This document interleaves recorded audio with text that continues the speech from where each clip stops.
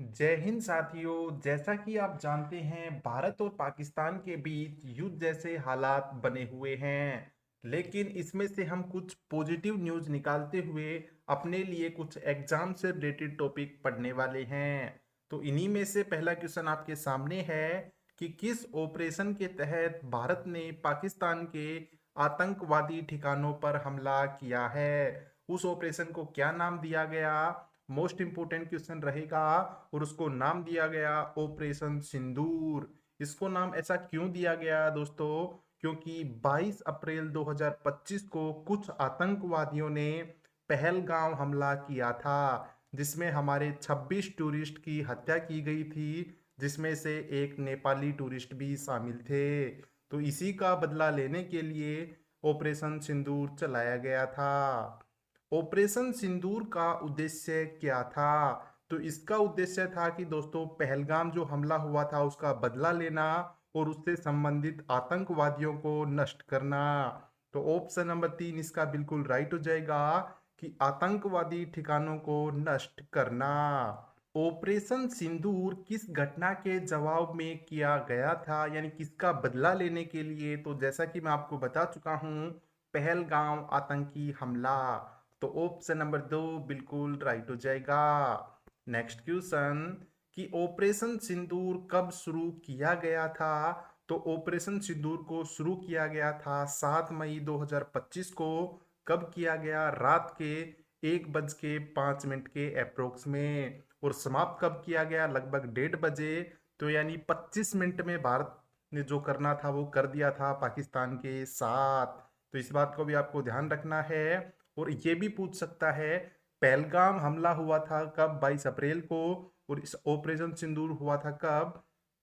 7 मई को। तो दोनों के बीच में कितना टाइम लगा? 15 दिन के बाद में भारत ने बदला लिया था।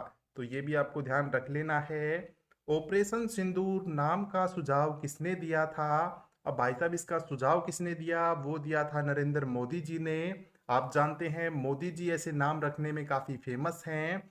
ऑपरेशन सिंदूर के दौरान कितने आतंकी ठिकानों को निशाना बनाया गया था? तो टोटल 9 ठिकानों को निशाना बनाया गया था भारतीय सेना के द्वारा।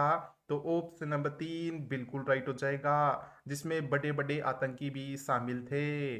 भारतीय सशस्त्र सेना की कौन सी शाखा ऑपरेशन सिंदूर में शामिल नहीं थी? तो मुख्य तौर पे तो दोस्तों इंडियन एयरफोर्स और इंडियन आर्मी इसमें शामिल थी, लेकिन इंडियन नेवी को भी इसमें तैयार रखा गया था। तो यानी तीनों ही बिल्कुल ठीक हो जाएंगी। ऑप्शन नंबर 4 इसका बिल्कुल राइट है। अगर बात करें ऑपरेशन के हिसाब से परसेंटेज की, तो इसमें 70% रोल था इंडियन आर्मी का और 30% रोल था इंडियन एयरफोर्स का। तो ये भी आपको ध्यान रख लेना है। अब जब भाई साहब ऑपरेशन कंप्लीट हो गया, उसके बाद में बारी आई स्पीच की, अब बताने की कैसे क्या किया है। तो उसमें बार बार एक शब्द का बार बार प्रयोग किया जा रहा था, जो कि था क्या? नॉन एस्क्लेरेटरी। तो ऑपरेशन सिंदूर को गैर उत्तेजक कहने का क्या महत्व है, यानी इसका मतलब क्या है? तो इसका मतलब ये है कि इसमें पाकिस्तानी सैन्य ठिकानों को निशाना नहीं बनाया गया, यानी सिर्फ आतंकवादियों के सफाया किया गया है। इसमें कोई भी सरकारी चीज या किसी भी नागरिक को नुकसान नहीं पहुंचाया गया है।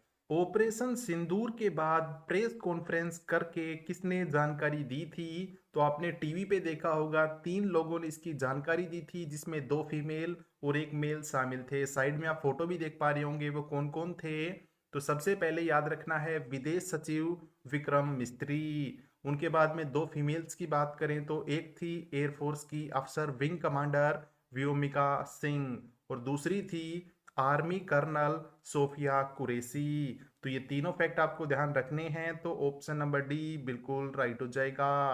अब आपने काफी बार सुना होगा POK और LOC। तो इसकी फुल फॉर्म भी आपसे पूछ सकता है। तो POK की फुल फॉर्म क्या होती है? तो उसकी फुल फॉर्म होती है Pakistan occupied Kashmir. Option number 4 बिल्कुल राइट है। वही वहीं बात करें LOC की, तो इसकी फुल फॉर्म क्या होती है?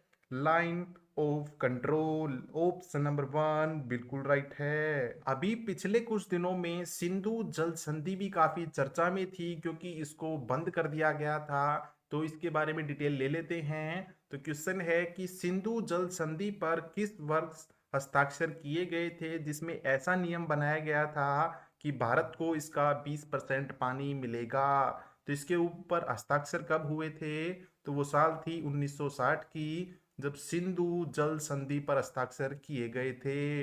इसमें डिसाइड किया गया कि 20% का हिस्सा मिलेगा भारत को और 80% का हिस्सा मिलेगा पानी का किसको? पाकिस्तान को। और ये साइन कब हुई थी? 19 सितंबर 1960 को। कहाँ पे हुई वो आगे बात करने वाले हैं, लेकिन यहाँ से इंपॉर्टेंट ये बनेगा कि इस समय भारत के प्रधानमंत्री कौन और पाकिस्तान के राष्ट्रपति कौन थे जिन्होंने इस पे साइन किए थे। तो भारत के प्रधानमंत्री थे जवाहरलाल नेहरू और पाकिस्तान के राष्ट्रपति थे कौन? अयूब खान, जिन्होंने इसके ऊपर हस्ताक्षर किए थे। सिंधु नदी कहाँ से निकलती है ये भी इंपॉर्टेंट बन जाता है।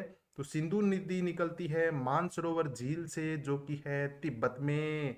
ऑप्शन नंबर बी बिल्कुल राइट है। और इसकी लंबाई की बात करें तो 3180 किलोमीटर इसकी लंबाई है। वर्ष 1960 में हुए भारत और पाकिस्तान के बीच सिंधु जल समझौते पर हस्ताक्षर कहाँ पर हुए थे? तो वो हुए थे पाकिस्तान के कराची में। ऑप्शन नंबर डी बिल्कुल राइट है। नेक्स्ट क्वेश्चन इंपॉर्टेंट बनेगा कि कौन सी रेखा भारत और पाकिस्तान को विभाजित करती है? इंटरनेशनल लाइन है, ये आपको ध्यान रख लेनी है। उसका नाम है red Cliff line. Option number 3 बिल्कुल राइट है। अब बात करते हैं थोड़े पुराने युद्धों की जो कि भारत और पाकिस्तान के बीच हुए हैं। 1965 में भारत और पाकिस्तान युद्ध के दौरान भारत के प्रधानमंत्री कौन थे? तो वो थे लाल बहादुर शास्त्री जी। भारत ने 1971 में पाकिस्तान से किसकी मुक्ति के लिए लड़ाई लड़ी थी? तो वो देश था बांग्लादेश। और 1971 में भारत की प्रधानमंत्री थी इंदिरा गांधी जी। 1972 में भारत और पाकिस्तान के बीच किस समझौते पर हस्ताक्षर किए गए थे? तो 1972 में समझौता हुआ था शिमला समझौता, जो कि किसके लिए हुआ था? 1971 वाले युद्ध को रोकने के लिए। तो ऑप्शन नंबर 1 बिल्कुल राइट है। कारगिल विजय दिवस प्रत्येक वर्ष कब मनाया जाता है? आप सभी जानते हैं भारत और पाकिस्तान के बीच 1999 में कारगिल युद्ध हुआ था और इसमें जो शहीद हुए थे उनको याद करने के लिए 26 जुलाई को हर साल कारगिल विजय दिवस मनाया जाता है। तो ऑप्शन नंबर बी बिल्कुल राइट है। बात करें आज के लास्ट क्वेश्चन की, भारत और पाकिस्तान के बीच में जो कारगिल युद्ध हुआ था उसका नाम क्या रखा गया था? तो उसको हम दोस्तों ऑपरेशन विजय के नाम से भी जानते हैं।